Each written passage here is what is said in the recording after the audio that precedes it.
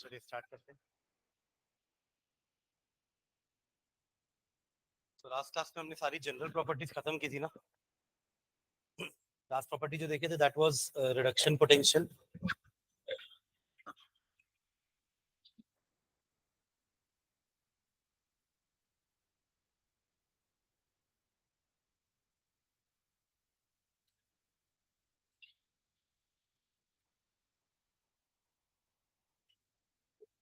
चलिए next line डालेगा, some important compounds of transition elements, some important compounds of transition elements। अब है ना, इसके कुछ इंपॉर्टेंट कंपाउंड्स पढ़ते हैं। some important compounds of transition elements।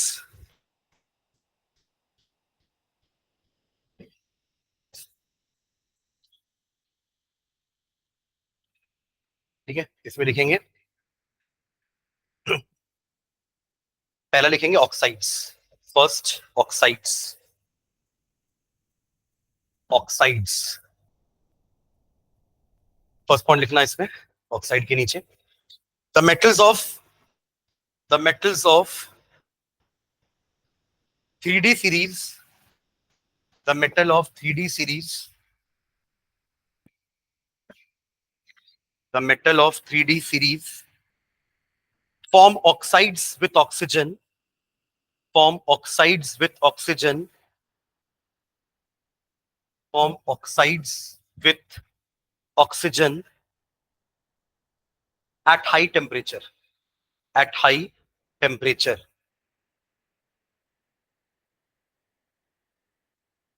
Full stop। These are formed in the oxidation states, these are formed in the oxidation states, these are formed in the oxidation states +1 to +7, +1 to +7। ये तो अपन ने पीछे भी देखा था ना कि आपके मेटल्स अपनी हाईएस्ट ऑक्सीडेशन स्टेट ऑक्साइड्स या फ्लोराइड्स के साथ देते हैं। तो ऑक्साइड्स की चीजें हम ऑलरेडी थोड़ी बहुत पढ़ चुके हैं। हमने पढ़ा था ना Mn2O7, याद आ रहा है आपको? कुछ ऑक्साइड्स के फॉर्मूले पढ़े थे। Mn2O7 का तो स्ट्रक्चर ही बनाया था हमने। और हमने ये भी पढ़ा था कि ऑक्सीजन इज मोर या oxygen gives more stability than fluorine, क्योंकि उस डबल बॉन्ड बना सकता है। एग्जैक्टली, है ना? ठीक। तो +1 to +7, full stop. The highest oxidation state, the highest oxidation state in the oxides, the highest oxidation state in the oxides of any transition metal, the highest oxidation state in the oxides of any transition metal is equal to its group number, is equal to its group number।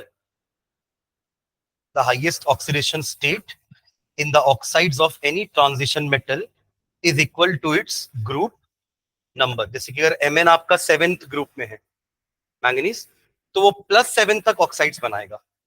Chromium 6th group में है, तो वो +6 तक oxides बनाएगा, मतलब +2 +3 +4 +5 +6 तक बनाएगा। समझ रहे ना? और उसके बाद डिक्रीज होता है, ये हमने वहां भी लिखा है कि मिडिल ऑफ द सीरीज के बाद ऑक्साइड्स डिक्रीज हो जाते हैं। आप देखो, आयरन सिर्फ दो ही टाइप के बनाता है, FeO Fe2O3, यानी कि +2 और +3 स्टेट में ही आयरन ऑक्साइड बनाता है। आयरन +4 +5 के ऑक्साइड्स नहीं बनाता। समझ रहे ना?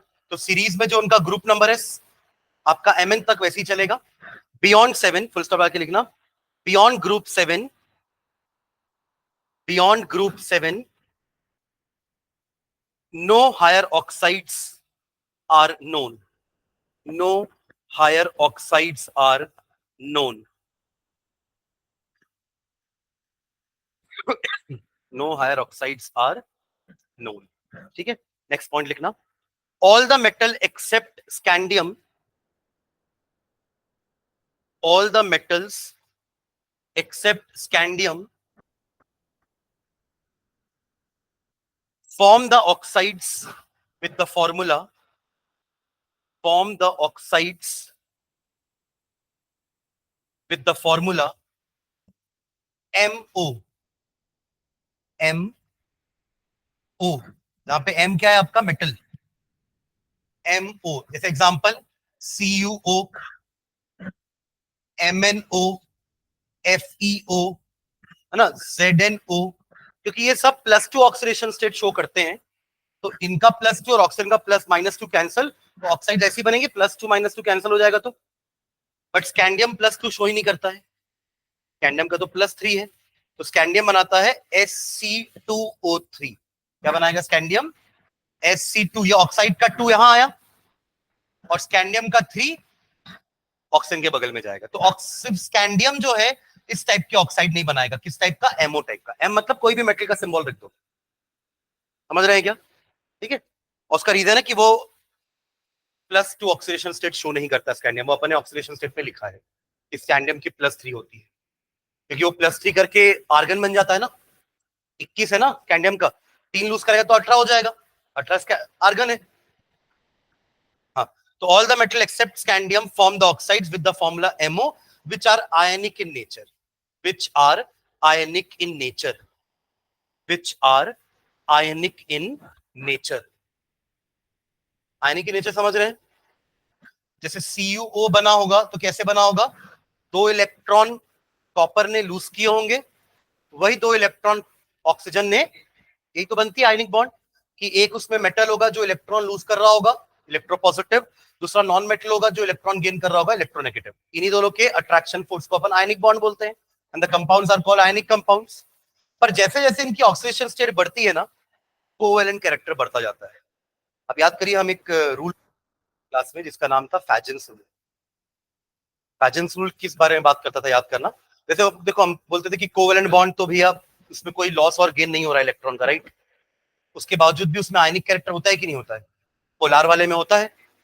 पोलार वाले में जो ज्यादा इलेक्ट्रोनेगेटिव है वो नेगेटिव, पार्शियल नेगेटिव मिल जाता है, और जो कम इलेक्ट्रोनेगेटिव है उसको पार्शियल पॉजिटिव मिल जाता है। तो this is ionic character of covalent bond, ionic character of covalent. और हम किसकी बात कर रहे हैं? Covalent character of ionic bond. और ये तब होता है जब आपके मेटल का चार्ज बहुत ज्यादा हो जाए, तो क्या करता है पता है? इलेक्ट्रॉन देने के बाद भी ना धोखा देता है उसको और खींचता है अपनी तरफ। मतलब Mn और ऑक्सीजन के बीच में आयनिक बॉन्ड बनेगी आगे हायर ऑक्सीडेशन स्टेट में भी, पर उस समय ऑक्सीजन Mn का ऑक्सीडेशन स्टेट बहुत हाई रहेगा, +6 +5। तो क्या करेगा? जो इलेक्ट्रॉन दिया है ना उसको अपनी तरफ खींचने की कोशिश करेगा, पोलराइज कर देगा। क्या कर देगा? पोलराइज कर देगा उस कैटायन, एनायन को। तो इलेक्ट्रॉन जो है इसकी तरफ अट्रैक्ट होगा, क्योंकि ये भी तो पॉजिटिव चार्ज है ना, तो उस इलेक्ट्रॉन क्लाउड को अपनी तरफ अट्रैक्ट करेगा। तो दिस इज नोन एज, अब देखो इलेक्ट्रॉन क्लाउड बीच में आ गया, बीच में तो कोवेलेंट बॉन्ड में आता है ना। आयनिक बॉन्ड में तो हम कंप्लीटली लूज कर देते हैं, कंप्लीटली गेन होता है।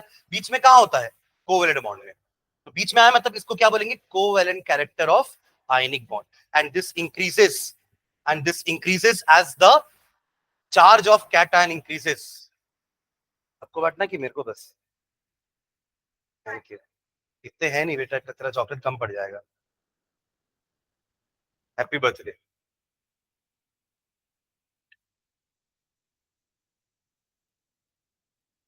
लड़की लोग को पहले दे दिया गया ना, अब छूटेगा भी तो लड़के लोग छूटेंगे। खत्म हो गया, कोई बात नहीं, ये ले लो भाई। हाँ, तो क्या बोल रहे थे? Covalent character of ionic bond. इसलिए बोल रहे हैं कि जो हायर ऑक्सीडेशन स्टेट्स वाले ऑक्साइड है ना, वो कोवेलेंट की तरफ बढ़ते जाएंगे। मतलब +2 वाले चलो आयनिक है, बीच वाले तो आपके एम्फोट्रिक भी है। Some are basic oxide, some are acidic oxide, कुछ आर एम्फोट्रिक ऑक्साइड्स। ठीक है, वो भी पढ़ेंगे। चलो लिखो इसमें, तो क्या लिखे?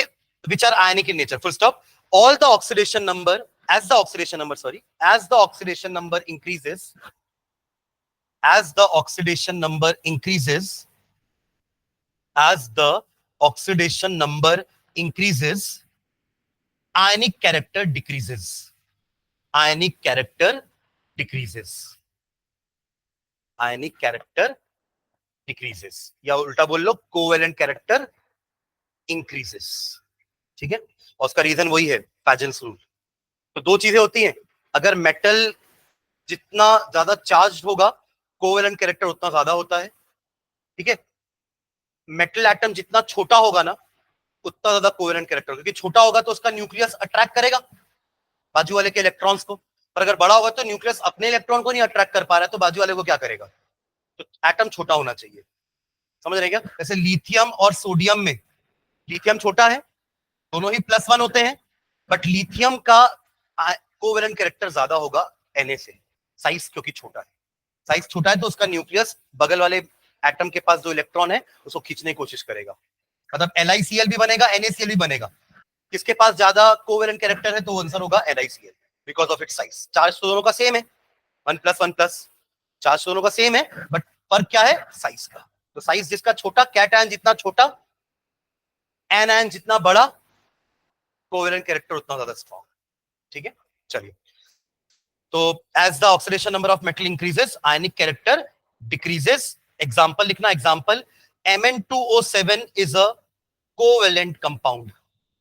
Mn2O7, Mn2O7 is a covalent compound, is a covalent compound। यहां पे आपके मैंगनीज की ऑक्सीडेशन स्टेट +7 है, ठीक है। हाँ, इसका इसका हाँ ठीक है, हम इसकी बात कर रहे हैं, ये छोटा होना चाहिए, कैटआयन छोटा होना चाहिए, तभी तो कैटआयन का जो न्यूक्लियस है ना, वो अपने बगल वाले एनायन के इलेक्ट्रॉन को खींचेगा। ठीक है, हाँ चलिए next point, acidic basic character के बारे में लिखते हैं।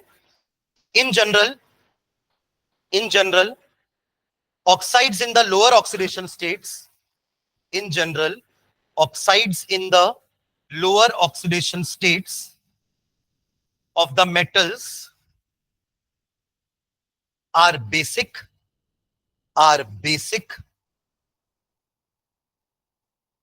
and in their higher oxidation states, and in their higher oxidation states,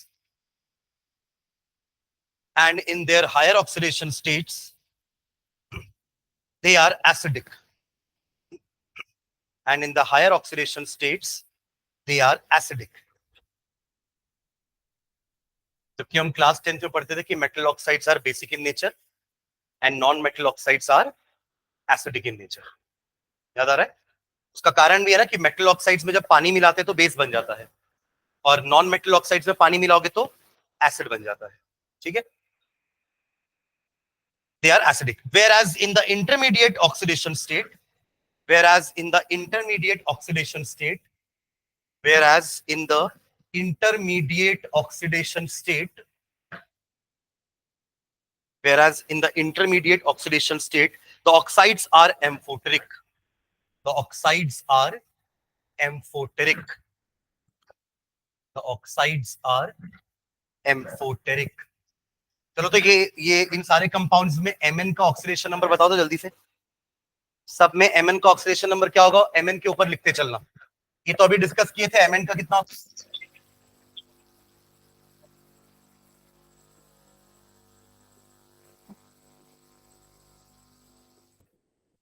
है? +4, 7 वाले में, सेकेंड वाले में कैसे? अरे तो O में 4 है तो वो 3 Mn के कारण है ना। अरे जैसे निकालते हैं वैसे निकालो, 3x - 8 इज इक्वल्स टू 0, तो x इज इक्वल्स टू 8/3, 8/3 होता है। हमने क्लास 11 में पढ़ा है कि जिनका ऑक्सीडेशन स्टेट फ्रैक्शन में होता है, वो एक्चुअली फ्रैक्शन में नहीं होता। ऑक्सीडेशन स्टेट का मतलब क्या है, कितने इलेक्ट्रॉन लूज किया है, गेन किया। तो 8/3 इलेक्ट्रॉन लूज कर सकता है क्या? तो ये क्या होता है, एवरेज नहीं करता है। कुछ Mn सिंगल बॉन्डेड होंगे, कुछ Mn डबल बॉन्डेड होंगे ऑक्सीजन के साथ, जिसके कारण क्या हो रहा है, कई जगह Mn का ऑक्सीडेशन स्टेट अलग है, दूसरी जगह अलग है, पर जब तीनों Mn का फ्रैक्शन वो निकाला गया average, that came out to be 8/3। Average निकालने के लिए वही करेंगे, तीनों का ऑक्सीडेशन स्टेट प्लस करेंगे, डिवाइडेड बाय 3, 3 Mn है ना, तो उस केस में इसका क्या आएगा, ऑक्सीडेशन नंबर +3, 8/3। क्लियर है? तो 8/3 मतलब ये नहीं कि उसने 8/3 इलेक्ट्रॉन लूज किए, 8/3 इलेक्ट्रॉन होता ही नहीं है। होल नंबर में इलेक्ट्रॉन लॉस होगा ना, या तो एक लॉस करेगा, या तो दो लॉस करेगा, तो चार लॉस करेगा, तो पांच लॉस करेगा, 8/3 लॉस थोड़ा करेगा। पर वो तीनों का एवरेज निकाला गया है तो वो 8/3 आया। ठीक है, अगला वाला बताओ, +3, ये वाला +2 कैसे, +4 होगा ना, ये -4 होगा, उधर जाके +4, तो +4। तो देखो इंटरमीडिएट ऑक्सीडेशन स्टेट में the oxides are amphoteric, lower में बेसिक और हायर में एसिडिक। ठीक है, तो लिख लो, इसके नीचे लिख लेना बेसिक, इन तीनों के नीचे कंबाइनली लिख लेना एम्फोटेरिक। एम्फोट्रिक क्या होते हैं? हाँ, जो दोनों नेचर शो करते हैं, acidic as well as basic. 10th class तक हम ये दोनों के बारे में पढ़ते थे, ऐसा ZNO और Al2O3, ये 10th क्लास तक पढ़ते थे, है ना। मतलब हमारे पास और भी ऑक्साइड्स आ गए हैं जो एम्फोटिक नेचर के होते हैं। 10th क्लास में डी ब्लॉक नहीं पढ़ते थे ना, बट मेटल्स पढ़ते थे। तो ये दोनों मेटल हैं आपके Zn एंड Al, तो इसके भी ऑक्साइड्स क्या होते हैं? Amphoteric in nature.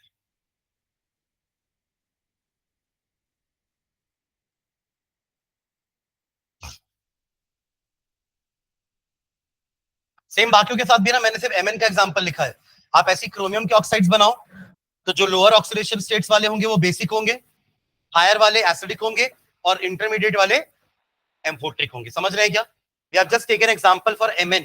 ऐसे आप 3D सीरीज में सबका एग्जांपल ले सकते हो। ठीक है, चलिए नेक्स्ट, ये आपके ऑक्साइड्स हुए ना। सेकेंड लिखना सॉल्ट्स कंटेनिंग, ये पूरा ऑक्साइड के बारे में लिखा है हमने। हमारा हेडिंग क्या था? Some important compounds of transition metal, जिसमें पहला कंपाउंड हमने क्या देखा?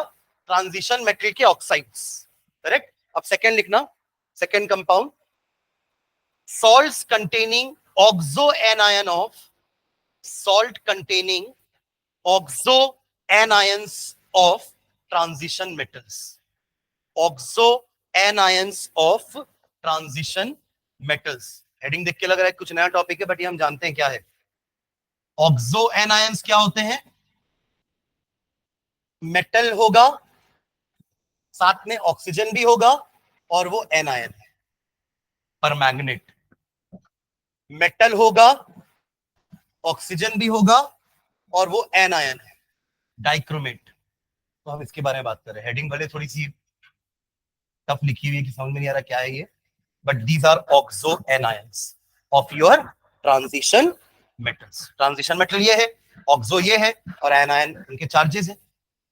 ठीक है, इनके बारे में पढ़ा, तो इसमें अपन को दो ही मेन पढ़ना है, KMNO4 और K2Cr2O7, क्योंकि ये दोनों बहुत फेमस, बहुत कॉमन ऑक्सीडाइजिंग एजेंट्स हैं। तो इनके बारे में हमें पढ़ना है, इनका प्रिपरेशन और इनका ऑक्सीडाइजिंग नेचर, कि कैसे ये किसी एक पर्टिकुलर रिएजेंट को ऑक्सीडाइज कर देते हैं। इससे क्वेश्चन 100% आता है ना, एक क्वेश्चन। मतलब मैं फाइनल की बात कर रहा हूँ, बोर्ड्स में इस पर्टिकुलर टॉपिक से, यानी कि KMNO4 या K2Cr2O7 से एक क्वेश्चन 110% आएगा। ठीक है, हाँ चलिए, पहला लिख लो potassium dichromate.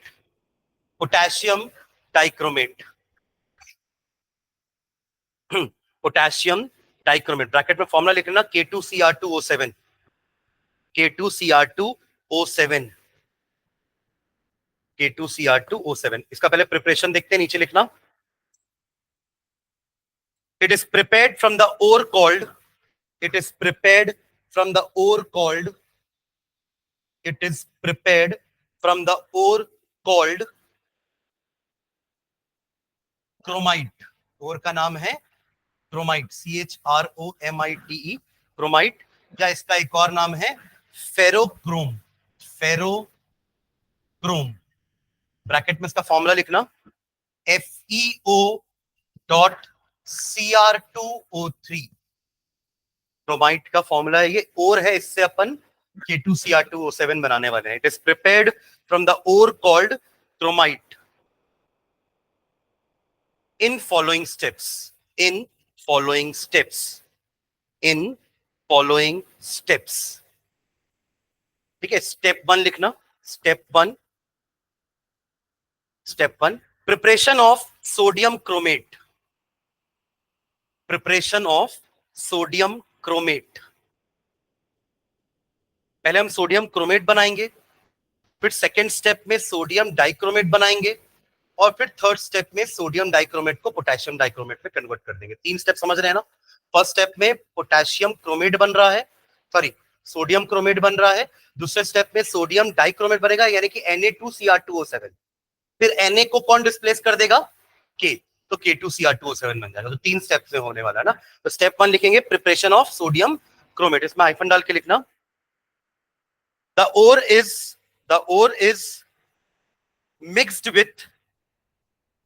is mixed with sodium carbonate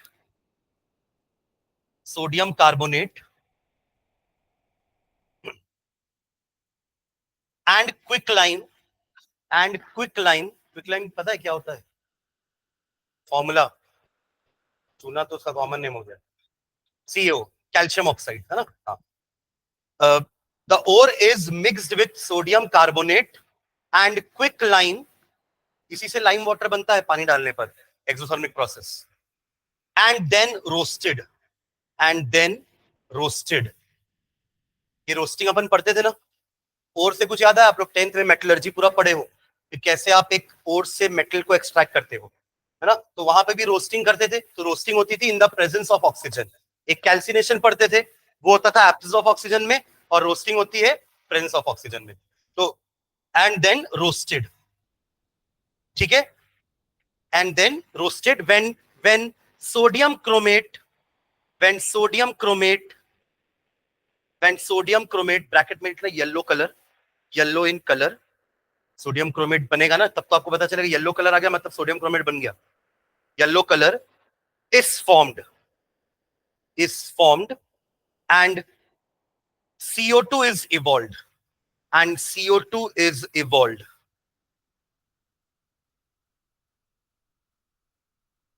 ठीक है, रिएक्शन लिखते हैं. लिखेंगे पहले क्रोमाइट ले लो, बस क्रोमाइट है ना, फॉर्मूला ये रहा. एक रिएक्टेंट ये हो गया, जल्दी लिखो रिएक्टेंट्स. पहला ये हो गया FeO.Cr2O3 लिए. ये इसको किसके साथ हीट कर रहे हैं? सोडियम कार्बोनेट के साथ. ले लो Na2CO3. अब वहां पे भले हमने कैल्शियम ऑक्साइड लिखा है क्विकलाइन, बट वो एक तरह का क्या है? कैटलिस्ट, जो आपके ऑक्सीडेशन में हेल्प करने वाला है बस. इसलिए उसको यहां मत लिखना. हाँ, एरो में भले लिख सकते हो. यानी कि अपन कैल्शियम का कोई कंपाउंड नहीं बनाने वाले हैं. सुन रहे हैं क्या? प्रोडक्ट साइड में कैल्शियम का कोई कंपाउंड नहीं बनेगा क्योंकि वो कैटलिस्ट है. ठीक है, ओके. तो और रोस्टिंग कर रहे हैं तो क्या लोगे? Oxygen plus O2. तो 3 रिएक्टेंट हो गए. समझ में आ गया? 3 रिएक्टेंट जो हमने लिखा है उसी को रिएक्शन लिख रहे हैं. क्या लिखा हमने? Chromite is heated with Na2CO3 and then roasted in the presence of quicklime. तो क्विकलाइम आपके एरो में आ गया. बाकी तीनों रिएक्टेंट हो गए. चलो प्रोडक्ट क्या क्या बनेगा? एक तो बना रहे हैं अपन सोडियम क्रोमेट Na2CrO4. ये क्रोमेट नहीं, पहले सोडियम क्रोमेट आप लिखे तो हेडिंग. इसके बाद सोडियम डाइक्रोमेट बनाएंगे, फिर पोटेशियम डाइक्रोमेट बनाएंगे. हाँ, सोडियम क्रोमेट का फॉर्मूला लिखो Na2CrO4. तो देखो क्रोमेट का आयन का क्या चार्ज है? CrO4 2 negative. और डाइक्रोमेट क्या है? Cr2O7 2 negative. ये क्रोमेट है और ये डाइक्रोमेट है. ठीक है, तभी तो फॉर्मूला Na2 बनेगा ना. तो Na2CrO4 बन गया ये. प्लस क्या इवॉल्व लिखे ना? CO2 is evolve plus Fe2O3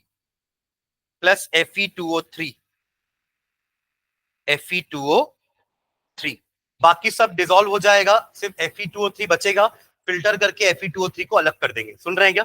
हमको Fe2O3 थोड़ा चाहिए. अब इसी सोडियम क्रोमेट को अगले स्टेप में सोडियम डाइक्रोमेट में कन्वर्ट करने वाले हैं. तो छान देंगे पहले, तो आयरन ऑक्साइड अलग हो जाएगा. CO2 तो वैसे भी गैस थी, उड़ जाएगी. तो क्या बचा आपके पास? Na2CrO4. ठीक है, तो फुल स्टॉप लगा के एक लाइन लिखना नीचे. The roasted mass is extracted with water. The roasted mass is extracted with water in which Na2CrO4 dissolves. And Fe2O3 is left behind.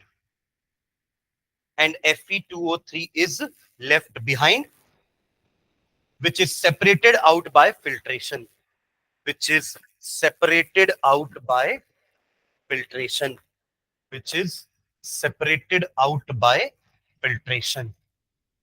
तो ये स्टेप 1 हुआ.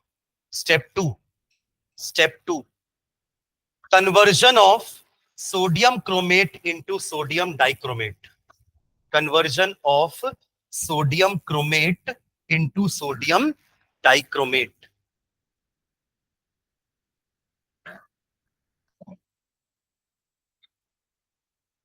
ठीक है, इसमें हाइफन डाल के लिखना। Sodium chromate is treated with concentrated H2SO4. Sodium chromate is treated with concentrated H2SO4,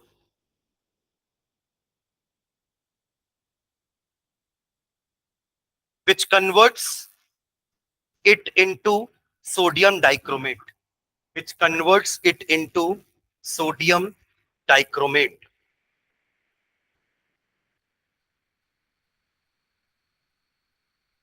reaction लिखो तो।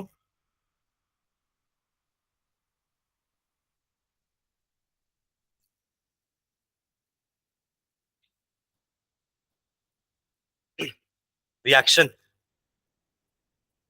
रिएक्टेंट्स क्या क्या हो जाएंगे? अरे ये नहीं है भाई, ये तो लिख चुके हो, यही पा रहे हो क्या? ये स्टेप 1 का रिएक्शन लिखा हूं, अच्छे देख तो लो क्या लिख रहे हो। है क्या 4 होगा? अच्छा हाँ 4 होगा, 4। क्या बोल रहे हो ना, ये 4 है ना, ठीक। हाँ चलो, क्या बोल रहा था मैं? ये फर्स्ट स्टेप का, आपको मैं सेकंड स्टेप का लिखने बोला हूं, अभी तो लिखा है ना कंटेंट, उसको देख के रिएक्शन लिखो ना भाई।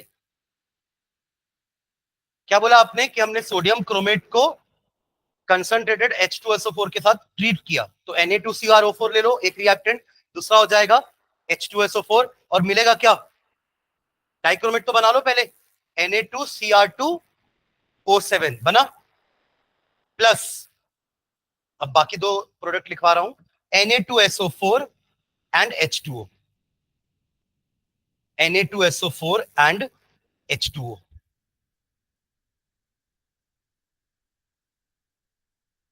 ठीक है, नीचे लाइन में लिखना, sodium sulphate, sodium sulphate crystallizes out, sodium sulphate crystallizes out। देखो ये भी क्या है ना, पानी में डिसॉल्व हो जाता है, पर फिर आप इसका क्रिस्टलाइजेशन करोगे तो आपको इसके क्रिस्टल्स मिल जाएंगे, ये अलग हो जाएगा और बचेगा आपके पास फिर सिर्फ sodium dichromate.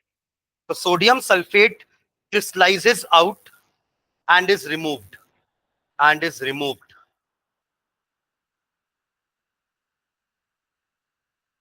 and we get orange crystals of, and we get orange crystals of sodium dichromate, and we get orange crystals of sodium dichromate, Na2Cr2O7। Last step क्या लिखेंगे? लास्ट स्टेप का हेडिंग क्या होगा? Conversion of sodium dichromate into potassium dichromate लिख लो last step. इसके लिए कोई ना कोई पोटेशियम का कंपाउंड लेना पड़ेगा ना, तभी तो डिस्प्लेसमेंट हो पाएगा।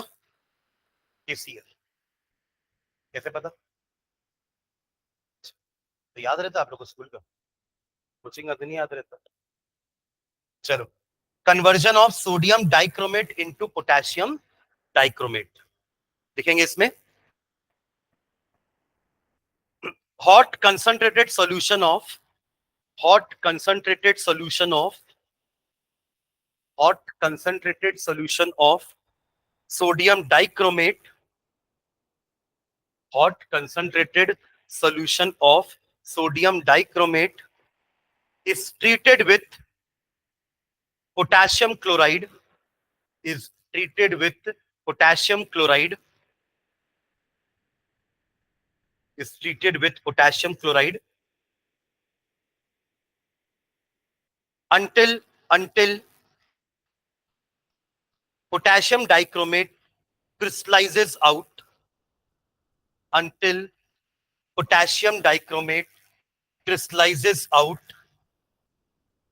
as orange crystals, as orange crystals, until potassium dichromate crystallizes out as orange crystals। तो ये भी, ये ऑरेंज कलर का याद रखना ना फाइनली, क्योंकि अपना यही एंड हुआ है प्रिपरेशन, तो आपका पोटेशियम डाइक्रोमेट ऑरेंज कलर के क्रिस्टल्स होते हैं। ठीक है, रिएक्शन लिख लो। चलो ये रिएक्शन तो खुद से लिख लोगे, डबल डिस्प्लेसमेंट करवाना है, सुन रहे हैं क्या?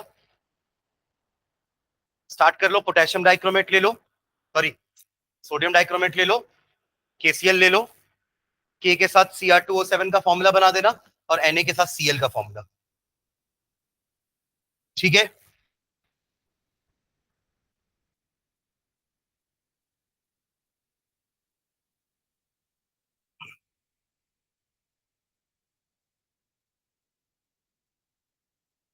डन। चलो प्रॉपर्टीज लिखते हैं, इसी प्रॉपर्टी में ऑक्सीडाइजिंग नेचर आ जाएगा इसका। हैंड डालना properties, properties of K2Cr2O7, properties of K2Cr2O7। First point तो कलर ही लिख लो इसका, हाँ ठीक है ना, क्या बोल रहे हो? नहीं, उसी का सेकंड कंपाउंड है ये, oxo anions, salt of oxo anions. नहीं, पहला ऑक्साइड्स हो गया पूरा, अरे ऑक्साइड्स एक कंपाउंड की कैटेगरी हो गई, फिर oxo anion, salt of oxo anion दूसरी कैटेगरी है, उस दूसरी कैटेगरी में दो पढ़ रहे हैं, K2Cr2O7 और KMNO4, ठीक है। हाँ, पहला पॉइंट ऑरेंज कलर वाला लिख लो, it forms orange crystals, it forms orange crystals which melt at 669 kelvin, मतलब ये उसका मेल्टिंग पॉइंट है। It forms orange crystals which melt at 669 Kelvin. Second point. Second point.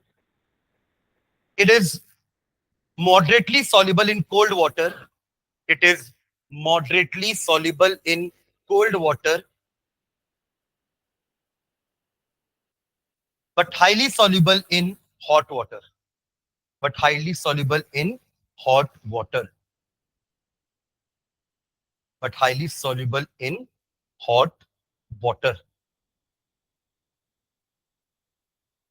ठीक है. Next point. When an alkali is added, when an alkali is added, when an alkali यानी कि base KOH या NaOH is added to an orange red solution of dichromate, to an orange red solution of dichromate, orange red solution of dichromate, comma, a yellow solution, a yellow solution, a yellow solution is formed due to the formation of chromate, due to the formation of chromate, due to the formation of chromate. Reaction लिखना, K2Cr2O7 plus base भी KOH का ले लेते हैं, तो आपको मिलेगा K2Cr O4, यही तो होता है chromate, CrO4 2 negative, K2CrO4 chromate plus H2, और येलोनेस इसी कारण आती है, ये येलो है। आप फिर से एसिड डाल दो, फिर से ये बन जाएगा, फिर से ऑरेंज हो जाएगा। तो orange crystal, orange red crystals got converted into yellow. ये कई बार आया क्वेश्चन की what happens when potassium dichromate reacts with an alkali, तो येलो कलर चेंज हुआ, मतलब ऑरेंज टू येलो हो गया, ठीक है। इसको आप ना आयनिक फॉर्म में भी लिख सकते हो, कुछ रिएक्शन देखो आयनिक फॉर्म में कैसे लिखते हैं। आयनिक फॉर्म में देखो ये सब जो हमारे कैटायंस है ना, ये इंपॉर्टेंट नहीं है, सुन रहे हैं क्या? क्या इंपॉर्टेंट है? डाइक्रोमेट। इसमें क्या इंपॉर्टेंट है? बेसिक। इसमें क्या इंपॉर्टेंट है? क्रोमेट, क्योंकि येलो कलर तो उसके कारण ही आया है ना, समझ रहे हैं क्या? तो इसको अपन कहते हैं आयनिक रिएक्शन। क्या बोलते हैं? आयनिक रिएक्शन। तो दोनों लिख लो और करके, वाटर तो रहेगा ही, क्योंकि अभी अपन इसकी ऑक्सीडाइजिंग प्रॉपर्टी पढ़ेंगे ना, तो वहां पे हम इस टाइप के रिएक्शंस भी लिखेंगे और उसी को अपन आयनिक फॉर्म में भी लिख सकते हैं। और इसका बैलेंसिंग आप लोग रेडॉक्स में पढ़े हो, दो मेथड से, याद है क्या? एक ऑक्सीडेशन नंबर मेथड हुआ करता था और एक हाफ रिएक्शन मेथड। अपन अपने given oxidation, given redox reaction को दो पार्ट में डिवाइड करते थे, oxidation half reaction, reduction half reaction, फिर उसमें अलग अलग स्टेप्स लगा के दोनों को अलग अलग बैलेंस करते थे और लास्ट में ऐड कर देते थे। That was half reaction method. और एक था ऑक्सीडेशन नंबर मेथड, जहां पे हम ऑक्सीडेशन नंबर को इक्वल करते थे कि जितना से इंक्रीज हो रहा है ऑक्सीडेशन नंबर उतने से ही डिक्रीज होना चाहिए। ठीक है, लिख लिया रिएक्शन। ठीक, एक्शन ऑफ एल्कली। ठीक है, next oxidizing property. Oxidizing property ये इंपॉर्टेंट है, ऑक्सीडाइजिंग प्रॉपर्टी है ना, मतलब या तो प्रिपरेशन आएगा या तो ऑक्सीडाइजिंग प्रॉपर्टी से क्वेश्चन आएगा। ऑक्सीडाइजिंग प्रॉपर्टी हाइफन डाल के लिखेंगे, it is a powerful oxidizing agent, it is a powerful oxidizing agent, it is a powerful oxidizing agent. Oh, birthday? अरे हैप्पी बर्थडे। बस बस बस बस, क्या बात है आज, बहुत बर्थडे। हाँ, it is a powerful oxidizing agent। और देखो कोई भी ऑक्सीडाइजिंग एजेंट इसलिए होता है क्योंकि वो कहीं ना कहीं नेसेंट ऑक्सीजन लिबरेट करता है, और ये नेसेंट ऑक्सीजन बहुत ही ज्यादा रिएक्टिव होता है। तो जैसे ही ये बाहर निकलेगा ना, ये चाहेगा कि कहीं ना कहीं जाके ऐड हो जाए, और जिसमें ऐड होगा वो ऑक्सीडाइज हो जाएगा। समझ रहे हैं क्या? और जिससे निकला है वो ऑक्सीडाइजिंग एजेंट कहलाएगा। तो जब आप देखो, हम K2Cr2O7 को अकेले नहीं लेते, we take it in acidic medium. तो कभी भी आप अभी अपन पढ़ेंगे ना, तो हम हर बार एसिडिफाइड K2Cr2O7 लेते हैं, और KMnO4 को जनरली एल्कलाइन लेते हैं, एल्कलाइन KMnO4 या एसिडिफाइड K2Cr2O7, क्योंकि एसिड के प्रेजेंस में ही वो नेसेंट ऑक्सीजन लिबरेट करता है जो सामने वाले को ऑक्सीडाइज कर देगा। ठीक है, तो क्या लिखे हैं, in the presence of dilute H2SO4, in the presence of dilute H2SO4, one molecule of dichromate, one molecule of K2Cr2O7 लिखना direct, one molecule of K2Cr2O7, one molecule of K2Cr2O7 liberate 3 nascent oxygen, liberate 3 nascent oxygen, 3 nascent oxygen। Reaction लिखना, H2SO4 K2Cr2O7 gives K2SO4 plus chromium sulphate Cr2SO4 का thrice plus H2O and plus 3 nascent oxygen।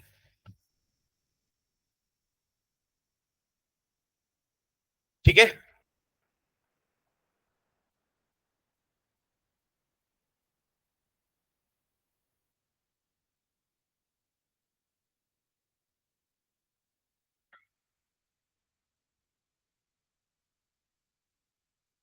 खुद वो reduce भी तो हो रहा है, सामने वाले को ऑक्साइड कर रहा है, तो खुद क्या हो रहा है, रेड्यूस भी हो रहा है। मतलब अल्टीमेटली आप ये समझो कि क्रोमियम ना इलेक्ट्रॉन गेन कर रहा है। रिडक्शन का मतलब तो ये हो रहा है इलेक्ट्रॉन गेन करना। आप देखो ऑक्सीडेशन स्टेट्स क्या है दोनों जगह क्रोमियम की, यहाँ पे क्या ऑक्सीडेशन स्टेट क्रोमियम की बनाओगी क्या जल्दी से? इसका +1 होता है, तो ये 2 + 2x + 14 = 0। उधर जाएगा तो 2x = 12, तो x = 6 होगा ऐसा। और यहां देखो तो क्या है, ऑक्सीडेशन स्टेट +3। यहां तो ऐसे बता दोगे ना, अरे ये 2SO4 का है और 3 क्रोमियम का है, तो Cr3 हुआ कि नहीं? और 6 से 3 कैसे होगा? इलेक्ट्रॉन गेन करके। कितने इलेक्ट्रॉन? 3, पर 2 क्रोमियम है ना, तो टोटल कितने इलेक्ट्रॉन गेन किए होंगे? 6। दोनों क्रोमियम है ना, और दोनों क्रोमियम +6 से +3 हुआ, तो दोनों को 3-3 चाहिए, तो अल्टीमेटली लेफ्ट साइड में 6 इलेक्ट्रॉन ऐड हुए हैं क्रोमियम में। समझ गए क्या? तो वो खुद रेड्यूस भी तो हो रहा है, और एडिशन ऑफ इलेक्ट्रॉन मतलब रिडक्शन। करेक्ट है? ठीक है, तो इसका एक आयनिक इक्वेशन भी लिखना, एक आयनिक रिएक्शन भी लिखना इसी का ही, Cr2O7 2 negative plus H positive plus 6 electrons, ये भी 14H पॉजिटिव होता है, gives you 2Cr3 positive plus 7H2O। ये है इसका आयनिक रिएक्शन, बाकी कोई आयन इंपॉर्टेंट नहीं है। समझ रहे हैं क्या? ना पोटेशियम इंपॉर्टेंट है, है ना आपका सल्फेट इंपॉर्टेंट है, तो सब हटा दिए अपन। आयनिक रिएक्शन में बस यही दिखा रहे हैं, करेक्ट। और आप लोग इसी को बैलेंस करते थे कि क्वेश्चन ऐसा था आपका, मैं बता रहा हूँ क्वेश्चन कैसा आता था 11th का question, this converted into 2Cr3 positive, ऐसा, है ना। अब आप इसी को सॉल्व करते थे एसिडिक मीडियम में, आपका क्वेश्चन आपको बता दिया जाएगा कि reaction is taking place in acidic medium, आप इलेक्ट्रॉन भी ऐड करते हो, राइट। चलो कुछ एग्जांपल्स देखते हैं, नीचे लिखना।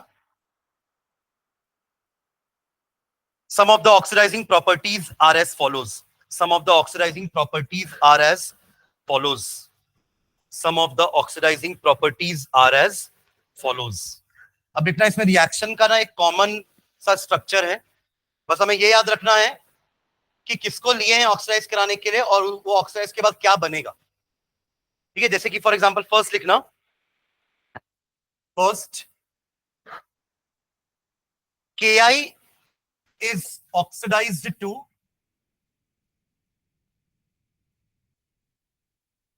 I2. Ki is oxidized to I2. Oxidation हो रहा है कि नहीं पहले ये भी समझ लो ना।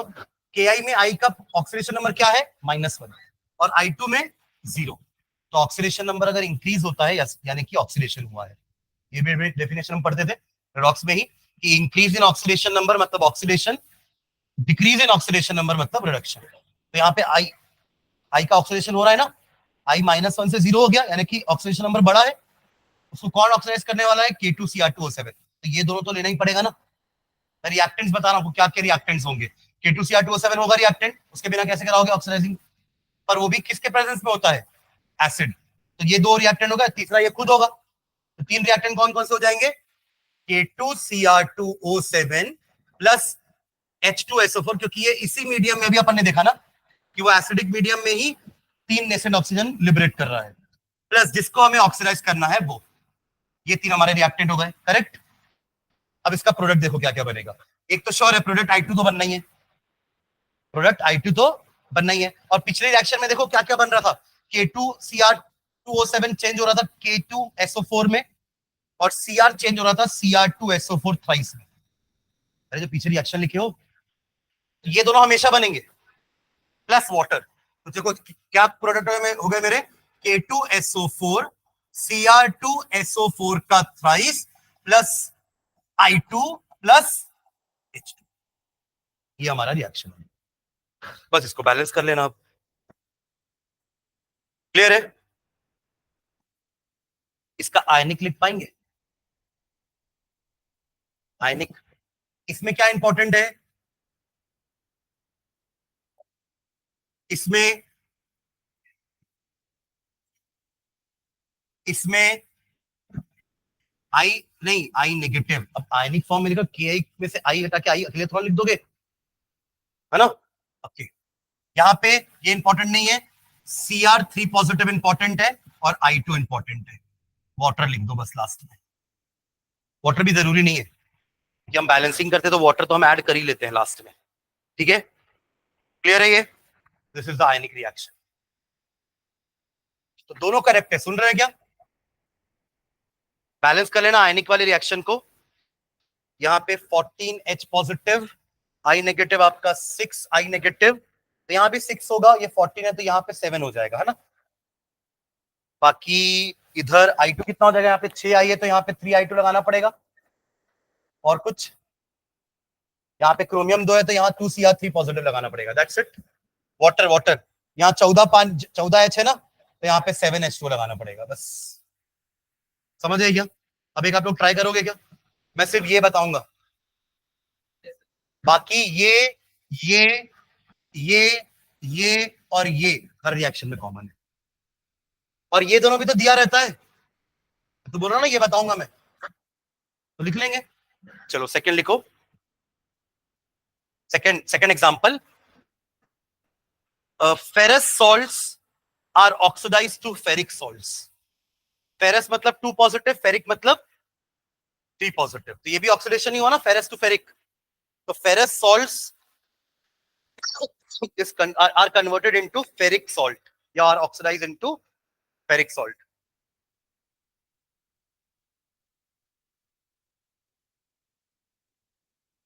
सल्फेट ही ले लो, फेरस सल्फेट ले लो, FeSO4 को ले लो, यहाँ पे फेरिक सल्फेट बना देना, बाकी पूरा रिएक्शन सेम है जैसे अभी अपन की।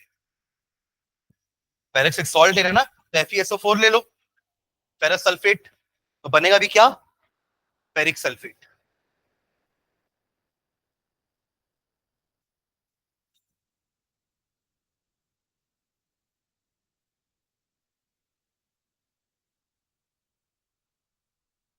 K2Cr2O7 रहेगा, H2SO4 भी रहेगा, FeSO4 लेंगे, वो हमारा मेन रिएजेंट है जिसको अपन को ऑक्साइज करना है। ठीक है, ओके। प्रोडक्ट में क्या क्या बनेगा, K2SO4 बनेगा, Cr2SO4 थ्राइस बनेगा, H2O भी बनेगा, और फेरिक सल्फेट का फॉर्मूला बना के लिख देना। क्या होगा फेरिक सल्फेट का फॉर्मूला, Fe2SO4 का होल थ्राइस। बस आयनिक लिखो ना, आयनिक, आयनिक में भी Cr2O7 2 नेगेटिव तो रहेगा ही, H पॉजिटिव भी रहेगा। अब आपका Fe2 पॉजिटिव आ जाएगा, फेरस, और प्रोडक्ट में Fe3 positive plus chromium plus water, लिख पाएंगे ना।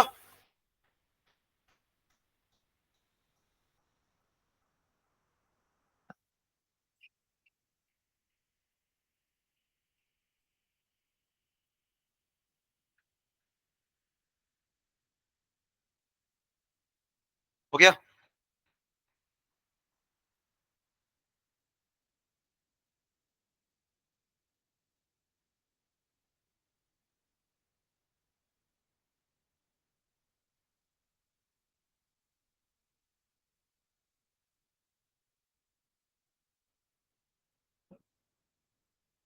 चलिए एक और लिखना, नाइट्राइट को नाइट्रेट में कन्वर्ट करना है। नाइट्राइट होता है देखो NO2 1 नेगेटिव, और नाइट्रेट होता है NO3 1 नेगेटिव। ये ऑक्सीडाइज हो जाएगा ना, एक ऑक्सीजन ऐड हुआ है ना, नाइट्राइट टू नाइट्रेट भी ऑक्सीडेशन ही हुआ। तो नाइट्राइट कुछ भी ले लो आप, पोटेशियम नाइट्राइट लेना है पोटेशियम नाइट्रेट ले लो, सोडियम नाइट्राइट लेना है सोडियम नाइट्राइट ले लो, कन्वर्ट होकर सोडियम नाइट्रेट होना चाहिए। यानी कि आपके रिएक्टेंट साइड में NaNO2 होगा, और प्रोडक्ट साइड में ये ऑक्सीडाइज होकर के NaNO3 बन जाएगा। तो हो गया, nitrite is converted into nitrate. देखो Cr2O7 2 negative plus 6 Fe2 positive plus 14H positive gives 2 Cr3 positive plus 6 Fe3 positive and 7 H2O।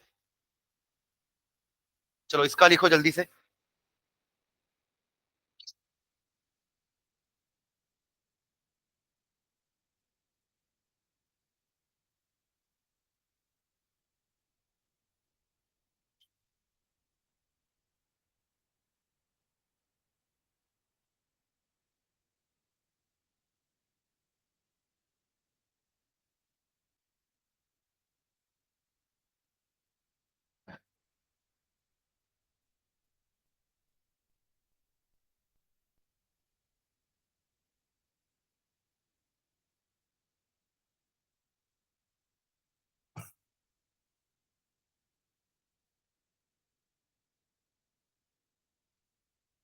हो गया, नाइट्राइट टू नाइट्रेट है ना, NaNO2 रिएक्टेंट साइड में आ जाएगा, बाकी प्रोडक्ट साइड में NaNO3, बाकी सारी चीजें सेम है। हो रहा है,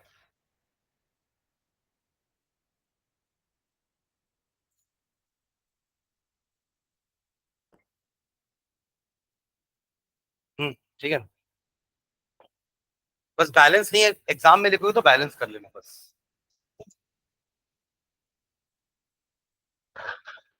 ठीक है,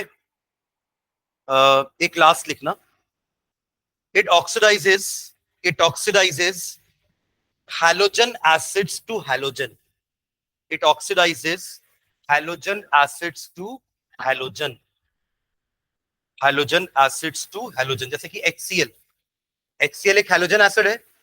अब देखो एक चीज सुनना यहाँ पे, आप लोग को वैसे भी K2Cr2O7 एसिडिक मीडियम में चाहिए था, तो यहाँ तो HCl वैसे भी पहले से एसिड है, तो H2SO4 लेने की जरूरत नहीं है।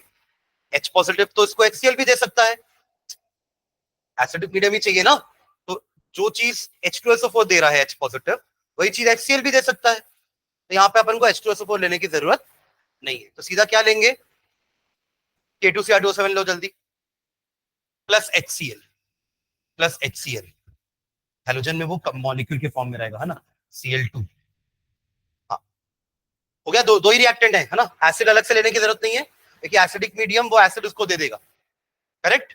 चलिए अब देखो सॉल्ट क्या क्या बनेंगे, अभी तक क्या हो रहा था, पोटेशियम और क्रोमियम का सल्फेट सॉल्ट बन रहा था, क्योंकि सल्फ्यूरिक एसिड ले रहे थे, सुन रहे हैं क्या, सल्फ्यूरिक एसिड ले रहे थे तब तो सल्फेट सॉल्ट बने ना दोनों के, और अब यहाँ पे तो सल्फेट है ही नहीं, तो ये बना मत देना, वरना एटम के नाइट्रोजन भी क्रिएटेड कैसे हो गया, लेफ्ट साइड में सल्फर है ही नहीं और आपने राइट साइड में सल्फेट बना दिया, तो यहाँ पे क्या बनेंगे उनके क्लोराइड सॉल्ट्स, तो केस के क्या बनाएगा, KCl, Cr क्या बनाएगा, CrCl3 +3 में है ना वो, तो ऐसे कंपाउंड्स बनाएंगे, प्लस HCl ऑक्सीडाइज होकर Cl2 बन जाएगा और पानी तो रहेगा, बना लो KCl CrCl3, मतलब वो सल्फेट की जगह क्लोराइन के मतलब क्लोरीन के कंपाउंड बना रहे हैं, बस यही फर्क है, सुन रहे हैं क्या। और बाकी हमने तो लिखा ही है कि हम हैलोजन एसिड को हैलोजन में कन्वर्ट कर रहे हैं, तो Cl2 बन गया हैलोजन एसिड का, भले अब देखो यहाँ पे ऑक्सीजन ऐड नहीं हुआ है, जैसे नाइट्राइट से नाइट्रेट में आपको ऑक्सीजन ऐड होता हुआ दिख रहा था, तो आप बोले कि हाँ सर ये तो ऑक्सीडाइज हुआ है, बट यहाँ भले ऑक्सीजन ऐड नहीं हुआ बट हाइड्रोजन तो रिमूव हुआ, वो भी तो डेफिनेशन है, तीनों डेफिनेशन अप्लाई किया अपन ने, यहाँ पे देखो आपने आई का कैसे जस्टिफाई किया, ऑक्सीडेशन नंबर इंक्रीज हुआ, इसको कैसे जस्टिफाई कर रहे हो, ऑक्सीजन इज एडेड, इसको कैसे जस्टिफाई करोगे, हाइड्रोजन इज रिमूव्ड, तीनों ही ऑक्सीडेशन की डेफिनेशन है, addition of oxygen, removal of hydrogen, increase in oxidation number, तो आई वाले में वही हो रहा था, NO वाले में O ऐड हुआ और इस वाले में H रिमूव हुआ, तो तीनों ही ऑक्सीडेशन की डेफिनेशन है, जस्टिफाई कर पाएंगे ना कि हम ऑक्सीडाइज ही कर रहे हैं सामने वाले को, बस किसी को O ऐड करके कर रहे हैं, किसी से H हटा के कर रहे हैं, किसी पे ऑक्सीडेशन नंबर बढ़ा के कर रहे हैं, पर ऑक्सीडाइज तो हो रहा है, करेक्ट, ठीक है ना, ठीक है। चलो इसके बाद इसके एक आध रिएक्शन और इसका स्ट्रक्चर नेक्स्ट क्लास में देखते हैं, और KMnO4 नेक्स्ट क्लास में करेंगे, तो ये डी वाले ब्लॉक का लास्ट टॉपिक रहेगा, और फिर एक F ब्लॉक वाला पार्ट बचेगा, लैंथेनाइड्स और एक्टिनाइड्स, ठीक है।